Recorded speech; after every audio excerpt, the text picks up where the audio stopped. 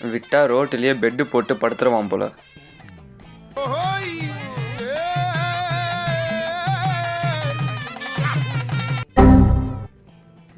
வணக்கம் கைஸ். 100 நாள் கட்டிங் சேலஞ்சில் இன்றைக்கி நாள் 1. காலையில் எழுந்திரிச்ச உடனே கட்டோ பல்கோ காஃபி கம்பல்சரியாக உள்ளே போயிடும். அது முடித்த உடனே வாக்கிங் போகலான்னு வெளியே கிளம்புனா ரொம்ப நாள் விட்டு கேமரா எடுக்கவே ஒரு மாதிரி ஷையாக இருந்துச்சு. அப்படியே வாக்கிங்கெல்லாம் முடிச்சுட்டு வீட்டுக்கு போய் சேர்ந்தா 5 முட்டையை பாயில் பண்ணி முழுங்கிட்டு ஜிம்முக்கு போகலான்னு சொல்லி கிளம்பிட்டேன்.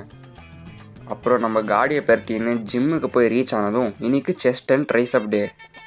அதுக்கு தேவையான வார்ம் அப்பெல்லாம் முடிச்சுட்டு இன்க்ளைன் டம்பிள் ப்ரெஸ் பண்ணலான்னு சொல்லி அது ஒரு 3 செட்டு போட்டேன்.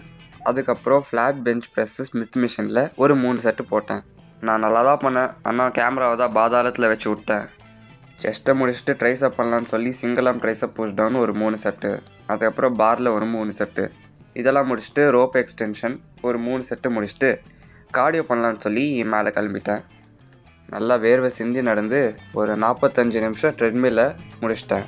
அதை முடிச்சுட்டு வீட்டுக்கு வந்தா வணக்கம்டா மாப்பிள்ளை, தேனியிலேருந்து நம்ம நண்பர்கள் வந்திருந்தானுங்க. அவங்க கூட ஏறி டீ குடிக்கலான்னு சொல்லி போனோம்.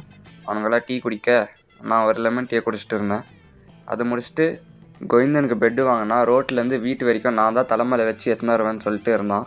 அப்படியே வீட்டுக்கு வந்தது ரைஸு, சோயா சங்க்ஸு, முட்டை கூட கொஞ்சம் கேர்டு சாப்பிட்டு லஞ்சை முடிச்சிட்டேன். கொஞ்ச நேரம் கழித்து சாயங்காலமாக கோவிந்த திரும்பி வந்தான். அவன் கூட காஃபியை குடிச்சிட்டு வெளியே வாக்கிங் போகலான்னு வெளியே கிளம்பிட்டோம். அப்படியே என்னோடய 10,000 ஸ்டெப்பையும் கம்ப்ளீட் பண்ணி முடிச்சிட்டேன்.